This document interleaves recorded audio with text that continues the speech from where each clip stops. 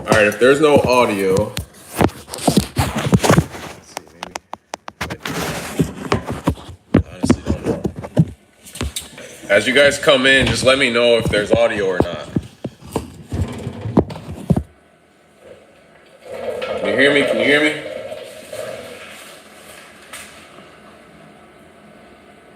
It's good?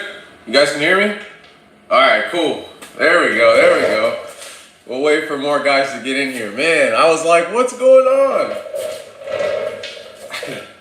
All right, we're in here. Cool.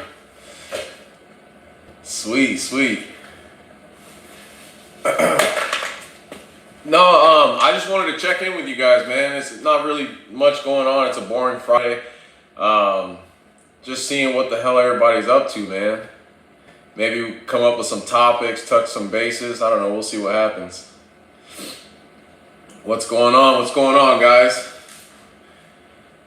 Not much is going on over here. Just a boring Friday. I just got off work not too long ago. Oh yeah, imagine if I didn't have the chat. Yeah, I would never know. I'd just be talking to myself. Yeah, go get a Modelo. Go get a Modelo.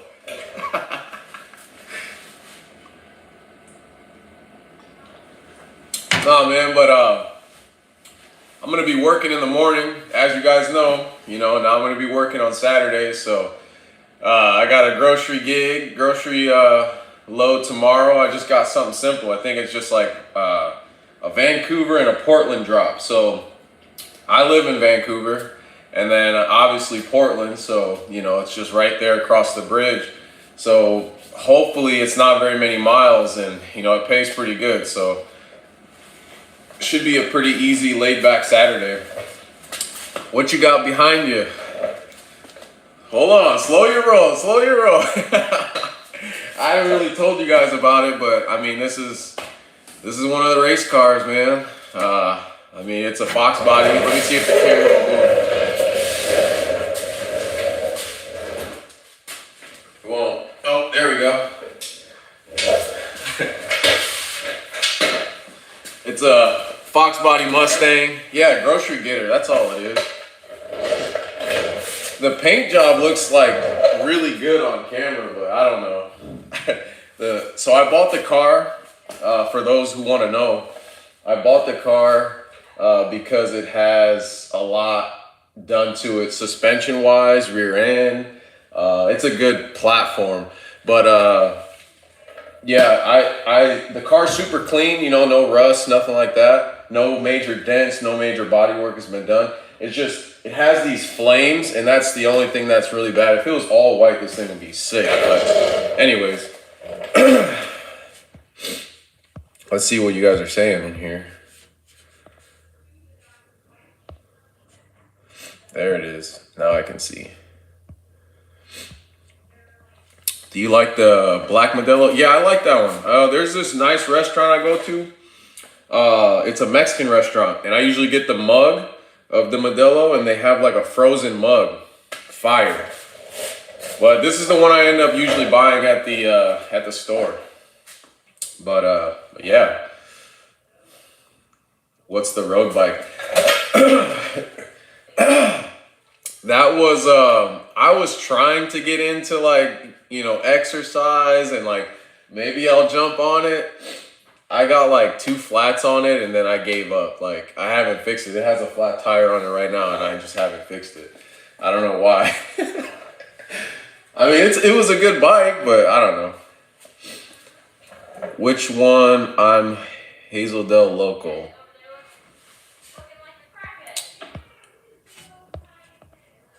Let's see. I'm trying to get back. You said, hey, what did you say about Hazeldale, Logan? There's nothing better than riding.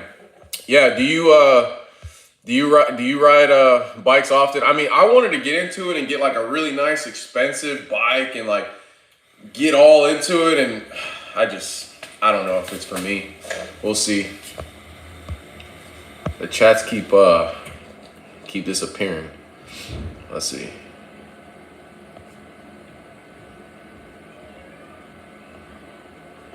There we are. Do you do runs to Toronto? I'm in Vancouver, Washington. I'm sorry. Let me buy the bike. I'll give you the bike if you come get it. It's just sitting there, man. Let's see. Let's see. Which Mexican place? Oh, the Tequila Factory. Yeah, the one in Hazeldale. Exactly. That place is pretty fire. I mean, it's all right. I mean, it's expensive for what you get because, like, I've had way better Mexican food, but you know, they give you chips, they give you alcohol. Before you know it, you don't even care what the food tastes like. So,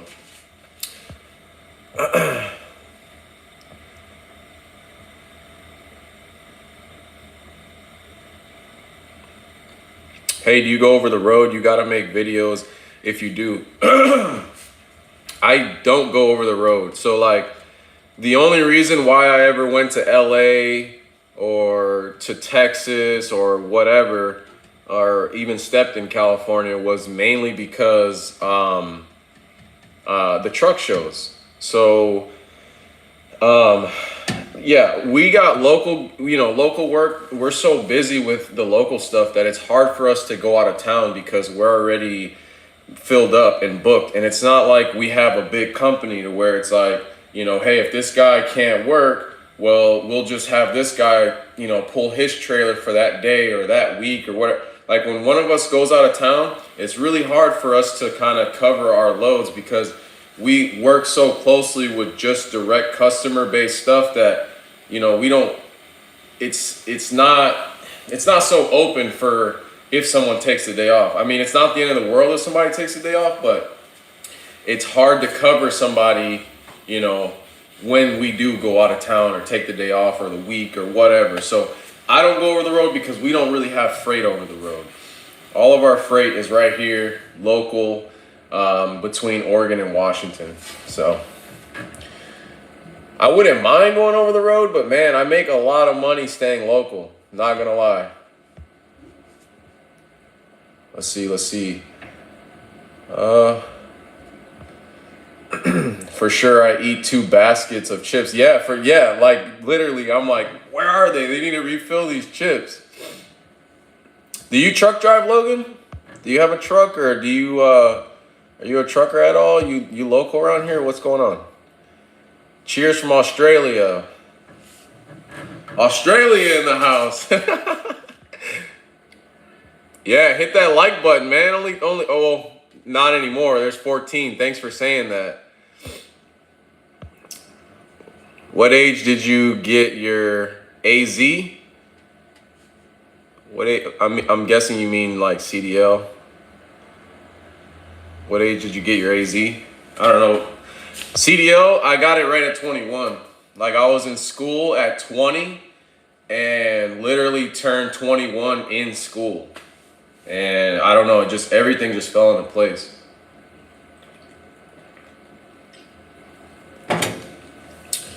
How much was your rig? I paid, that's a whole nother topic. I thought about moving to Vancouver from Indiana. I'm originally from Chicago. I mean Chicagoland area. I was raised in Elgin, Illinois, so I'm originally from that area, and I moved here like 6-7 years ago or something like that. But you said Xavier? No. Castro 47. How much was the rig? I'll try to be brief and quick about that. Right now, the price of my rig is like literally wasn't even like you can't do that now. For some reason, everything just shot up out of the roof. I paid from the factory $161, and that was base truck. Let me see if I can find a picture while I keep talking. I'll find a picture and I'll kind of show you guys what it looked like when it arrived. So I originally bought the truck knowing that I was gonna do everything to it. So I bought it completely stripped down, as stripped down as you could possibly get it. No lights, no horns, no fenders, no stacks, nothing. Literally just as base as they can get it. And that was $161 from the factory. And as soon as I sold my other truck, I bought all the parts that the truck had. So all the parts that I have on it, I bought that leading up to the build. So I was sitting on those parts for months. I bought that truck. I bought the parts for like, I think I'm like 22,000 in parts. And I mean, there's a lot of parts on that truck. Like, it looks like it's all supposed to be there and like it's all in one, but there's a lot of parts. Like, if I laid them all out, like, it's a lot that went on that truck. Like, from mirror brackets to, you know, the lights, the fenders, the panels, you name it. There's a lot of parts on that truck. So 161 from the factory, 20 to 25,000 in parts, and labor I'm just not gonna say, because I don't want to say, because people are going to Greg and getting stuff done, and I don't want to say what I paid and then him tell you a different thing. Like, just kind of, you can guess how much it costs, but I'm definitely about 200 into the truck. But some pictures of like let's see if I can. Okay, so this was like the let me know in the chat, like thumbs up if you can see this. Okay, but like, this was the process of like stripping the frame down. You know, we sandblasted the frame. Yeah. Well, see, the thing is like, I want to kind of like be that guy and like show you guys, you know, how much things cost and do this. But like, at the same time, I don't want to be that guy. Like, you know, money is I just don't like to talk about it, you know, and I don't like to talk about all this other stuff. Like, you know, that's kind of personal. But yeah, so like, I'll show you guys kind of like the process of it. So that was like the frame. Like, this thing was super stripped down. Let's see. Try to find some more pics. Okay, so like, this is what the truck looked like. Let me know if you guys can see this. So I ordered the frame with like the cheapest like color, because the frames from the factory, they don't last. Like, they don't clear coat the factory frames, so they kind of just, like, you can get the truck and it'll already have like rust by the fifth wheel, just because they just don't do a good job of painting the frames. So I ordered it just single stage black base. Tony's calling me. Not right now, Tony. Well, maybe we'll talk to him. Hey. Are you watching me? Are you on the live stream? Talk! I see you. Oh, what a creep. What a creep. Tony's in the live stream. What a creep. I see you. I'll let you go. Do your thing, man. Oh, whatever. Bye. Bye. Oh, man. Write Tony's name in the live stream or something. Tell him that you see him or something. Be a creep on him. All right, where was I? So, anyways, this is what the truck pretty much looked like when I got it. Base, stripped down, literally nothing done to it.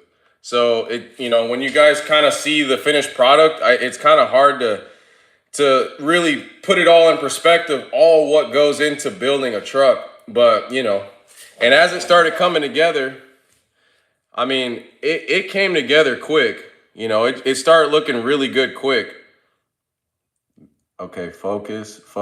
Where are you going? All right, there we go. It started coming together pretty quick.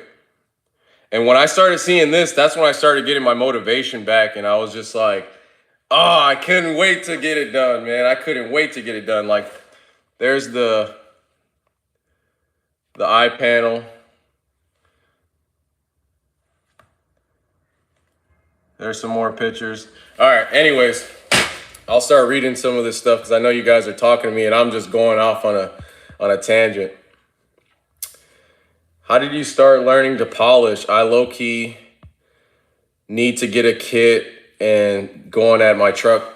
Look up Evans Detail and Polishing on YouTube. That dude, man, like if you follow what he says and different techniques that he does, like it'll go a long way. I'm sorry, I'm burping here. Jesus. I just had dinner, guys. Anyways, Evans Detail and Polishing, it's a lot of trial and error. Like I did a lot of not so good polishing, but you can't get discouraged. You just got to go for it. Like if you see something where, later on you're like, man, that looks like shit. It is what it is, man. Just go back at it and keep trying because you're not going to get good unless you can just keep going, keep going. Cause, yeah, like I do all my polishing myself and my old truck, the tanks, man, they were hard to take care of because they were all polished tanks and like literally every other month, like you could clearly see that they just didn't have that shine, that brightness, after a while of washing and running through rain or whatever. And when you can do it yourself, it's so much nicer to be able to hit that and like it looks good. So maybe I'll do like a polishing video, but I mean, there's a lot of information on YouTube on those. And I'm definitely not a pro at all. Let's see.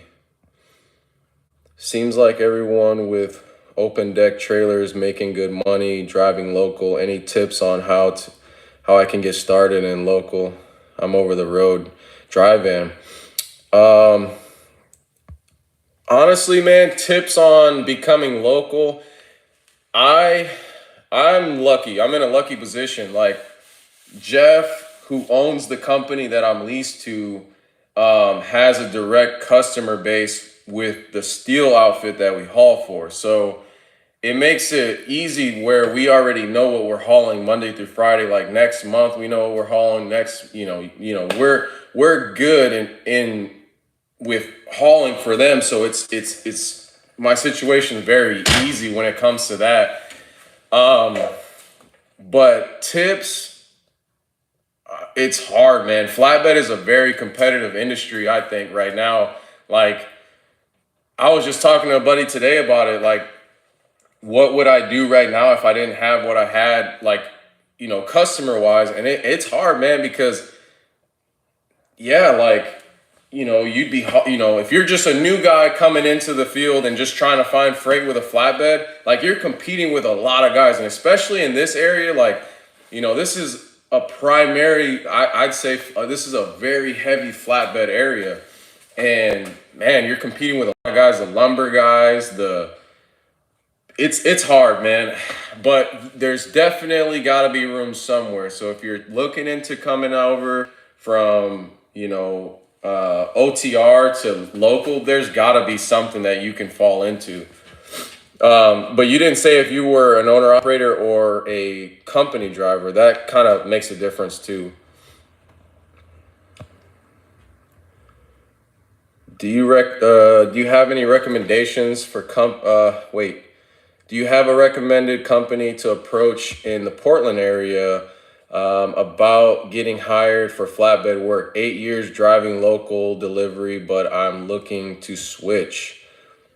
The guy I was just on the phone with, Tony, he works for MG Transport, and that's the company I used to haul for before I became owner-operator. They're always looking for drivers, and so if you're in the Portland area and you want to flatbed, I mean, they got trucks. Mom, I'm on live. Oh. And you're about to interrupt me and just say some outlandish shit. I was gonna say. Oh. I was gonna say, hey, cricket. Alright, bye.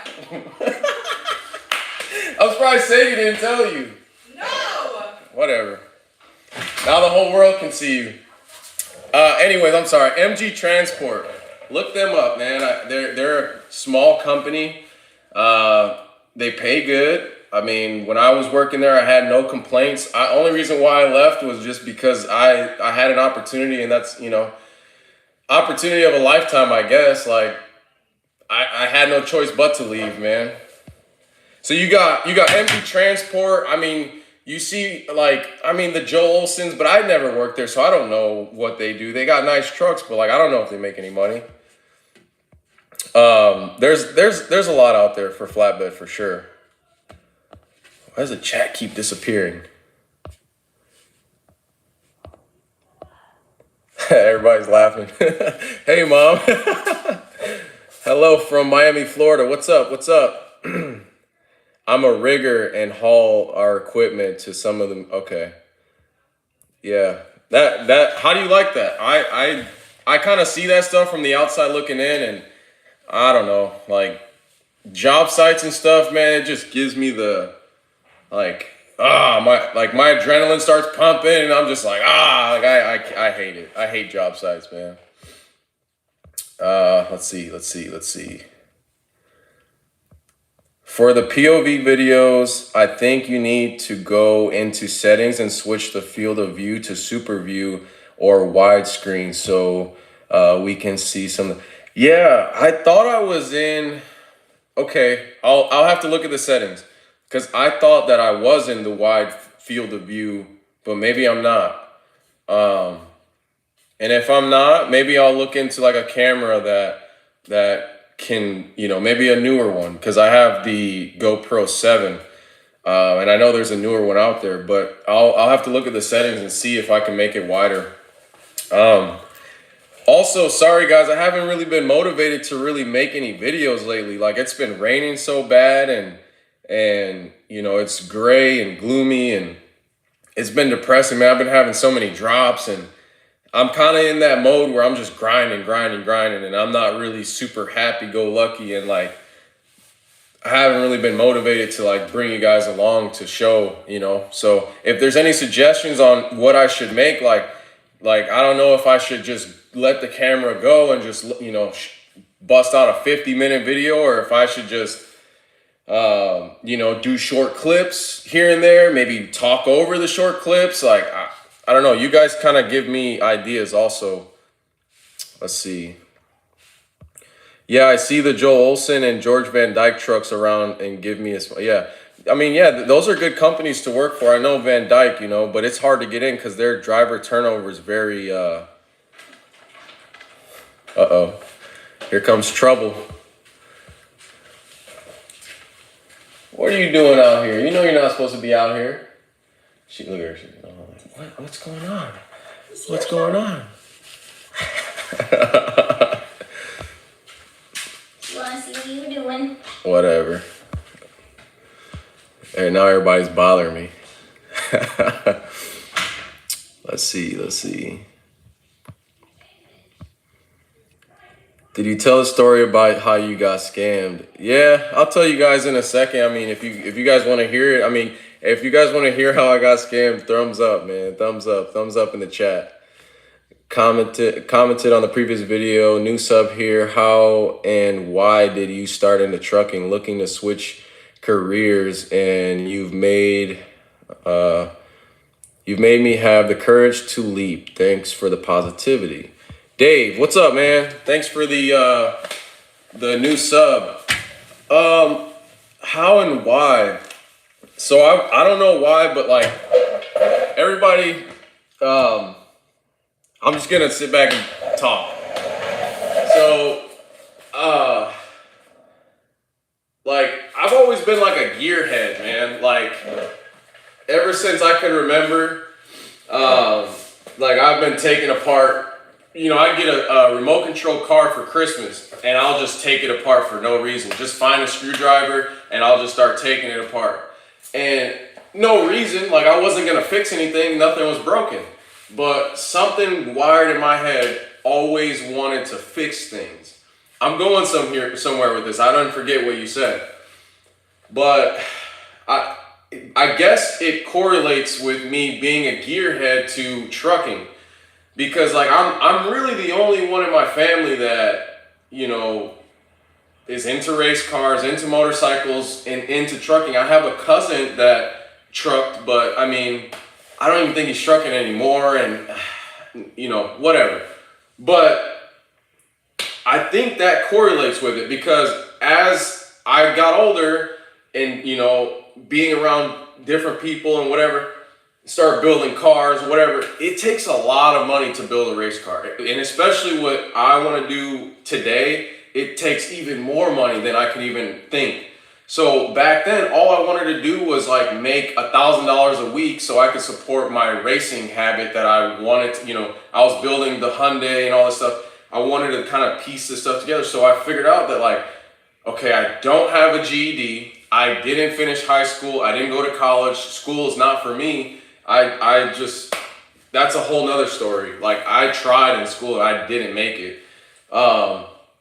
And I just felt like, okay, trucking was like my only way out. I mean, I knew that I was going to do something. When I dropped out of high school, I was like, I didn't really even get discouraged. I knew it was like bad, but at the same time, in my head, I was like, man, I'm going to do something. Like I already know. Because I had been working since I was 15. Like I did landscaping. I did side jobs with my uncle, when he had his different rental properties that he was doing work on. And like I had the work ethic since I was 15. So finding work was like, I was like, I'll do that. I ain't worried about that. I didn't know that trucking was going to be my thing. So my dad had a neighbor, and I remember sitting talking with him, and he's like, yeah, man, we make like $1,000 a week, like nothing, like sometimes 1,200, 1,500, like, I'm like, what? Like this was back when I was like 20, 19.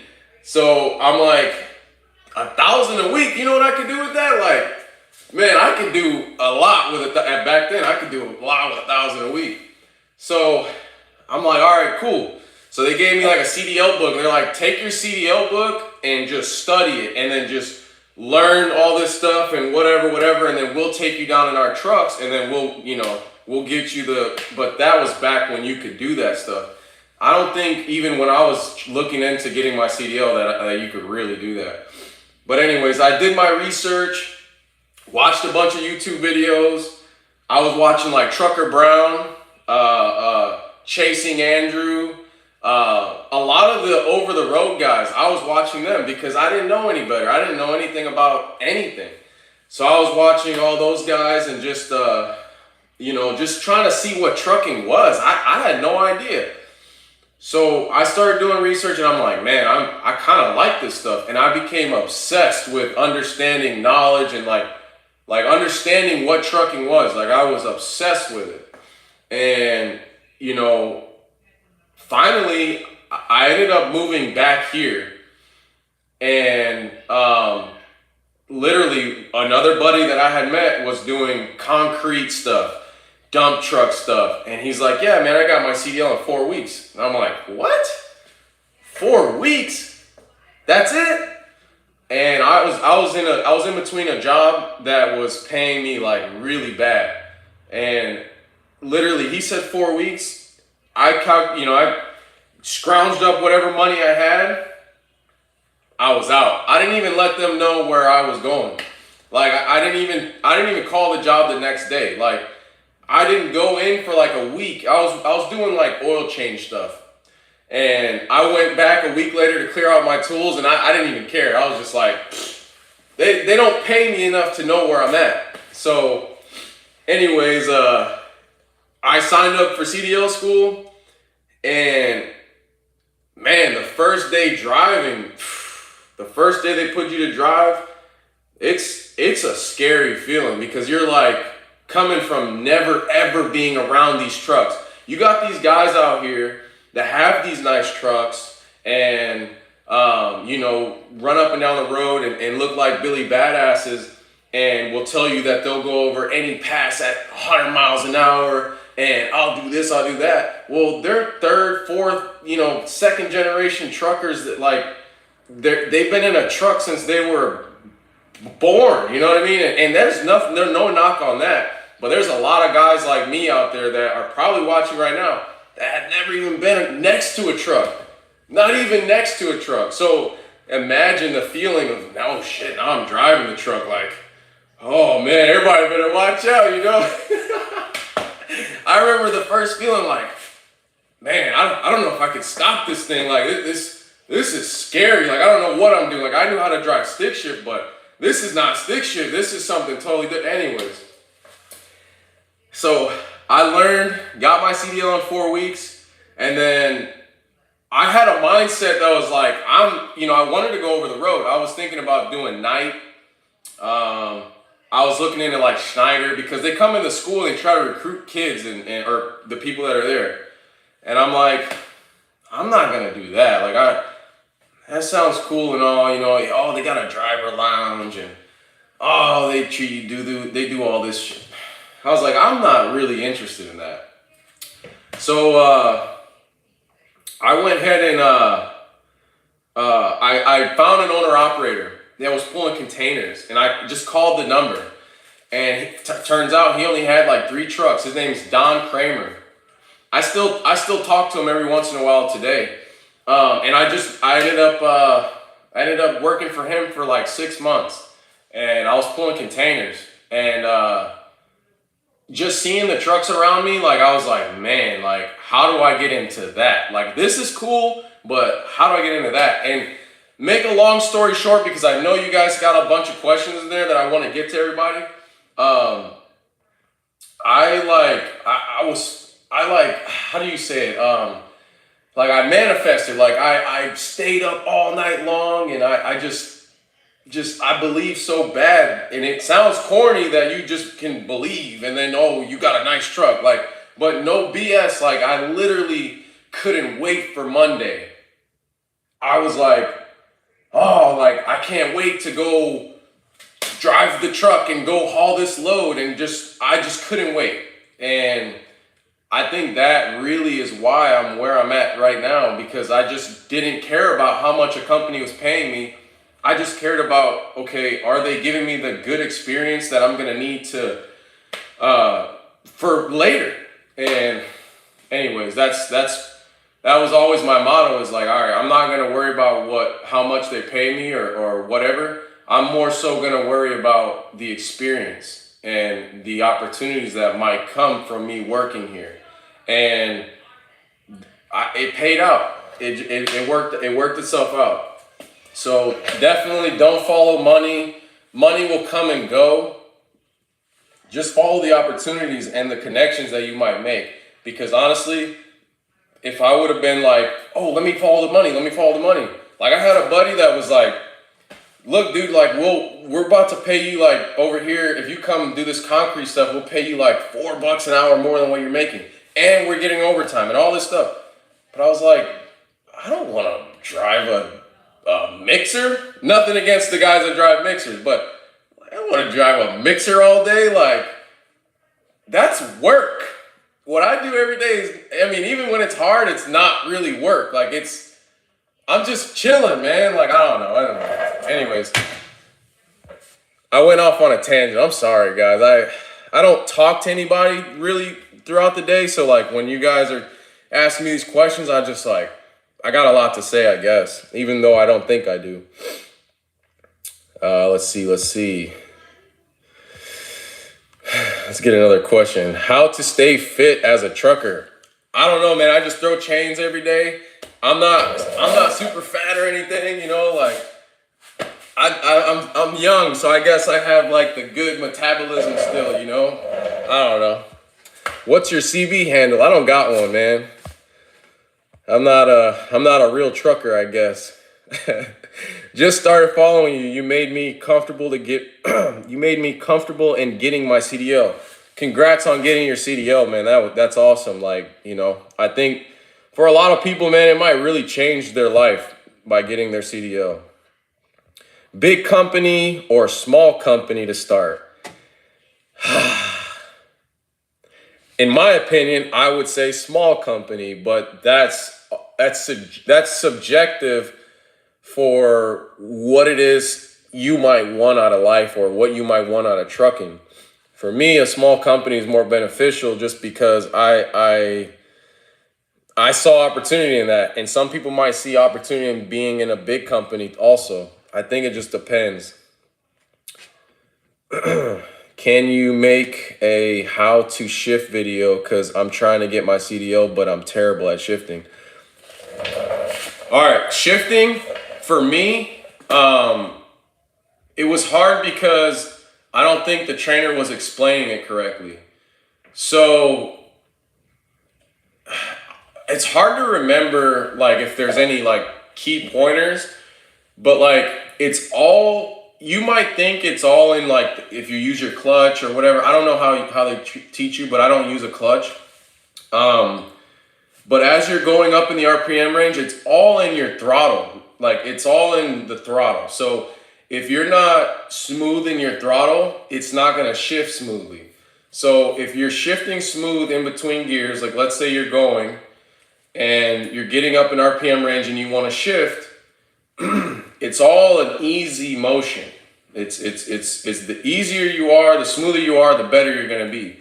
And listening to the motor and knowing what you're listening for, you can almost hear exactly when the motor is gonna want that gear or the transmission's gonna want that gear. But I know from the point where you stop accelerating, it's 400 RPM before where the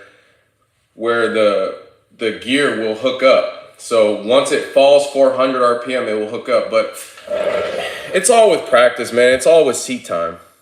But yeah, I'll do a video. What channel do you run on your CB? I've hollered at you a few times. Man, I don't have my CB on. So like anybody that's hollered at me, I'm sure there's a lot of people that have, because I see them, they'll pass me and I'll see them like get on the CB and I'm like, I don't even have it on. Because I bought a big antenna or whatever out the back. And for some reason, like I forget what they are, the SWRs, whatever, they're like super high or something. So I just turned it off and like I haven't turned it on. I think I need a new mic also. So I'll have to get it. But I always run 17 down the road. Or if you see like me and one of our other trucks, like we run like 33. But I'm usually always on 17. Let's see. Thanks for explaining. By the way, I found your channel after seeing you on Walter's YouTube channel. Shout out to Walter. Shout out to him, man. He's got a good channel. Him and his son-in-law. Let me shout him out real quick. If you guys are following Walter or his son-in-law, or if you're not following his son-in-law, you need to, because he's got some pretty good information about local work. Let's see. Hold on. It's Pacific Northwest. Damn it. I'm not going to be able to find it. Hold on. Hold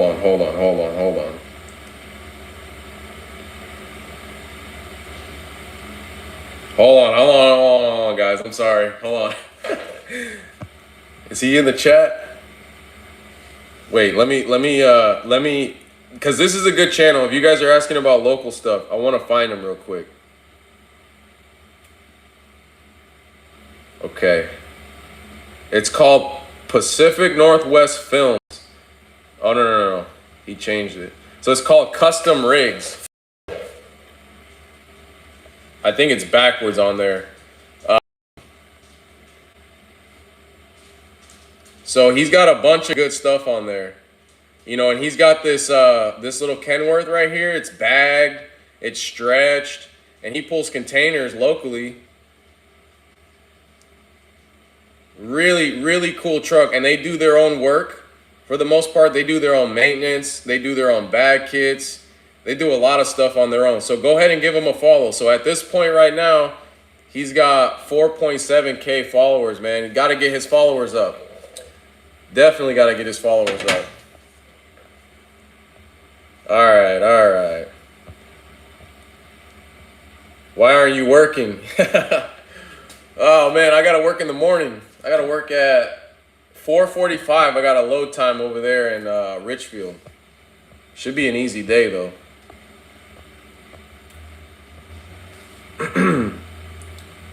Done. Yeah, go ahead and subscribe over there. Let me see if I missed any other.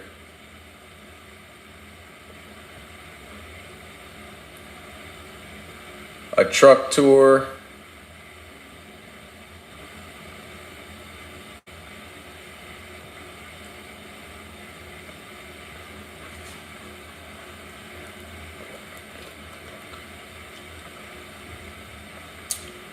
Let's see. Small cute trailer again? No, they don't have any of those over there. They got like 36 footers, which I kind of hope it's one of those because then you know it's a super easy day. But they usually just have 48s, 45s, and 53s. But I've got, Vancouver and Portland deliveries, so I'm hoping they're not anywhere like downtown anywhere, We'll see. I'll probably make a video.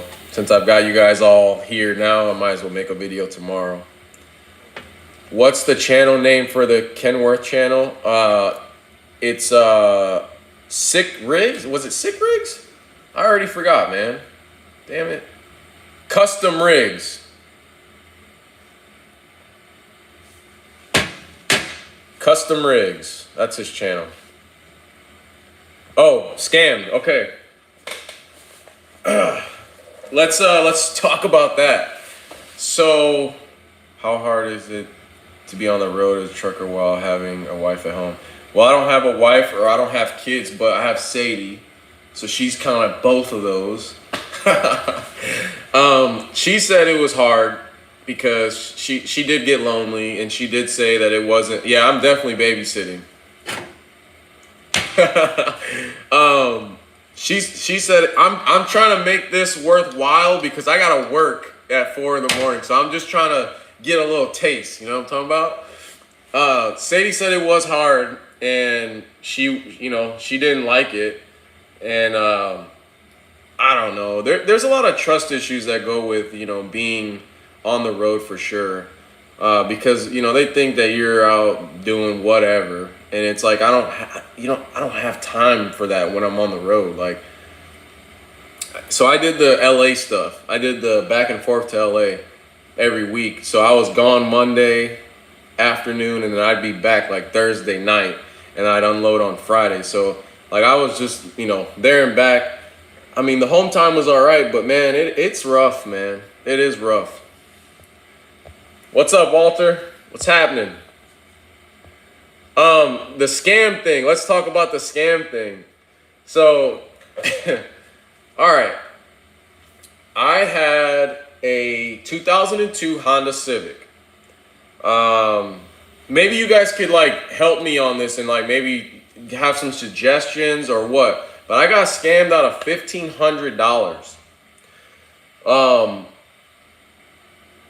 So I had a 2002 Honda Civic, and it was just sitting here. Like it was summertime, so I was driving the Charger. But the Civic was like my daily driver. Like I was just putting miles on it. It was Sadie's first car, so like, man, I wouldn't even like. I bought it from her, so I didn't do anything to that car. Like I didn't change the oil. It had blown shocks. It had bad brakes. Like I was grinding the brakes for a long time. I didn't touch the car. Started every day. Like, man, this thing's mint. Had AC, heater, whatever. Well, finally one day I'm just like, let me fix this car. Like, let me put new brakes. I changed a bunch of lines that were leaking in the motor. I did all this stuff to the car. Put new suspension on it, made it look good. I put like a lip on it, put like nice bright lights in it, all this crap. Finally, summer's rolling by and I'm cruising the Charger. I'm like, forget about this thing. So I was cruising the Charger for the most part every day, and it was sitting out here. And I was looking at it, I'm like, man, I'm gonna sell it. I go to sell it, and I'm getting people hitting me up left and right. I put it on for $2,800, which I thought it was a lot of money. But if you look and see what other cars are out there for 2002 Honda Civic, they're all like $3,000. So I'm like, I'll just put it for 28. Fine. I got a couple people hit me up. One kid hit me up and he wanted to see it. Then he didn't have all the money and whatever. This chick hits me up. We're going to put her on blast because I'm a little bit butthurt. I'm trying to save for a house. You guys know this. And she scammed me out of $1,500. So her name is Robin McShirley. And we've looked her up. She's got an arrest record of like theft. If you look on her previous posts on Facebook, like Marketplace, she puts out all these different phone numbers. But let's like put her on blast. You know? Robin McShirley, right? Yeah, you guys maybe you guys go add her as a friend. That would make me feel good. Everybody add her as a friend. Don't mention me. Just say, hey, you owe somebody $1,500 and you know who it is. I don't know if you guys can see that, but add her as a friend and just put her on blast and just say, hey, we think you owe somebody $1,500 and you know who it is. Do the right thing. Anyway, got me pissed off. Hold on a second.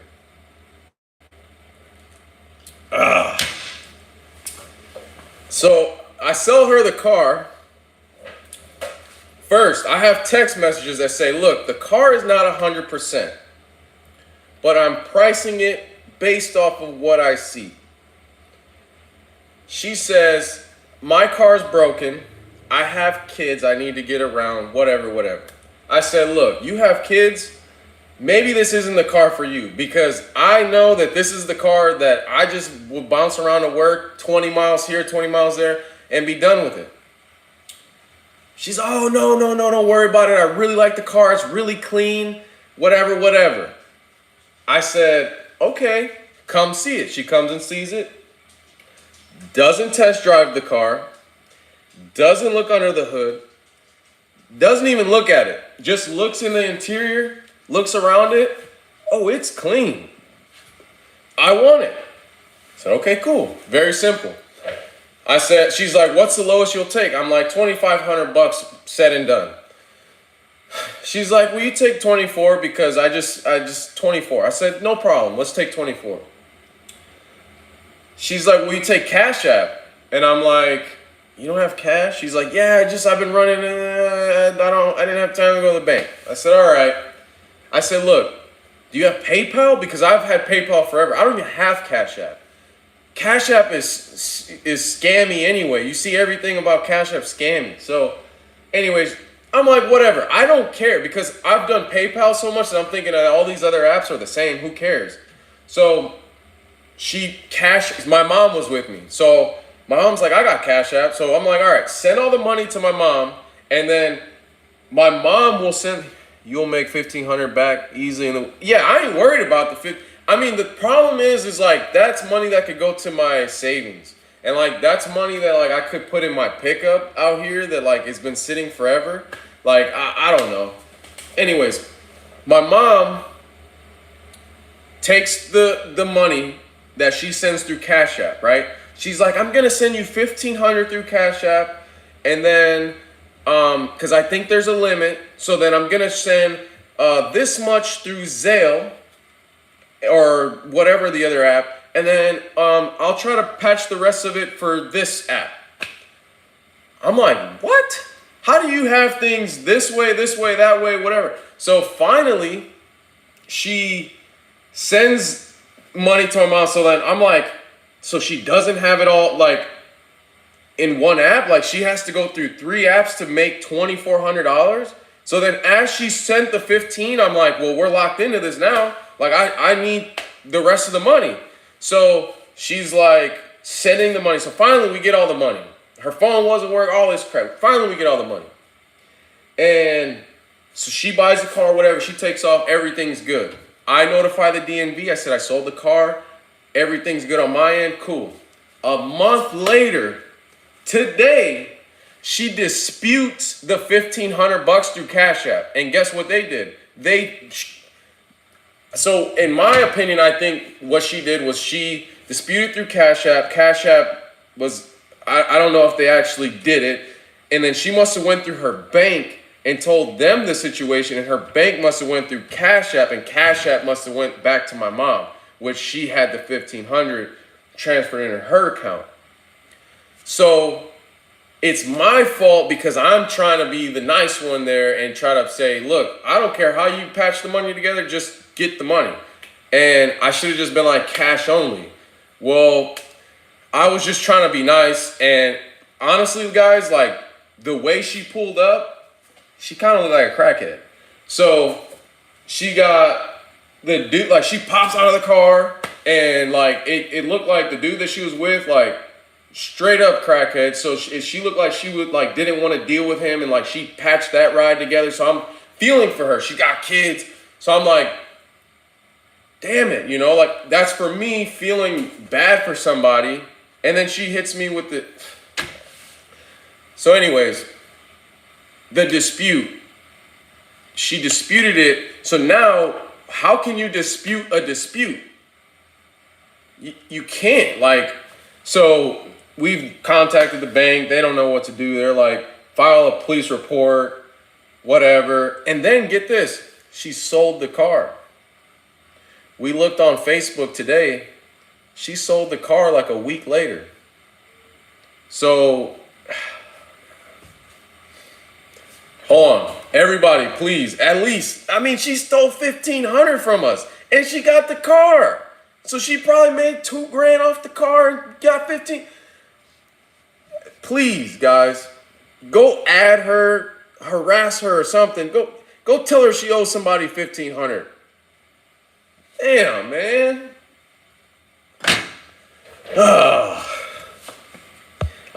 Hey, it's tuition, man. Everybody's gotta pay to play, I guess, man. I'm looking up the profile of her boyfriend. Looks like a bit methish. Yes, for sure. When I saw him, I'm like, man, I probably shouldn't be here right now. Damn, that's how some people are these days. Yeah, for sure. You're gonna be blessed double. Yeah, man, I know karma, you know, it's I'm not really worried about it, man. It's $1,500. You know, it sucks. It definitely sucks. But it's like, I'd rather her just give me the car back, man. Anyways. Never feel sorry for someone when doing business. It's what yeah. Hey, man, that's the truth. You know, when you're doing business, man, business is business, you know. And from now on, I know, I trust PayPal. But even then, man, I'm literally going to just be like, look, man, cash only for anything. So, I really sold the car just to put it in my savings, for the house. Do a police report and put people in her life. Yeah, man, like, I thought about it, like, I don't know yet about the police report thing. Like, I don't care about that kind of stuff. But, it is $1,500, and I have her name. I have her number, at least the number they gave us. I have an address. We looked her up online. She has a previous arrest record. I have proof that I sold her the vehicle. I have proof that she disputed $1,500. I don't have the car in my possession. The car has been sold, so they've got to be able to look it up, say, okay, the car's been sold, from this one to that one to this one. This person has it now. I don't know. I'm gonna have to hit up one of my buddies, Chris Corners. I have to hit him up and see what he thinks. Remember, cash is king. That's for sure. Try to do the right thing and you get screwed. Nice guys finish last. At least you're rolling the 3. Oh man. See, and that's what I was gonna say. I was thinking to myself. I'm like, man, I don't know, man. Anyways. Police aren't gonna do jack in the Pacific Northwest when, 100%. They're just gonna laugh at me. All right, buddy. Yeah, we'll get right on it. Pull up to her address, but she has my address. See, I do legit stuff. So like, I gave her my address. She gave me her address. I literally, I don't need them coming to my house. And like, I got it. The charger sits outside. I mean, I got a glass. Check out my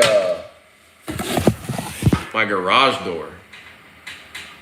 It's glass. Like, I don't need them to come over here.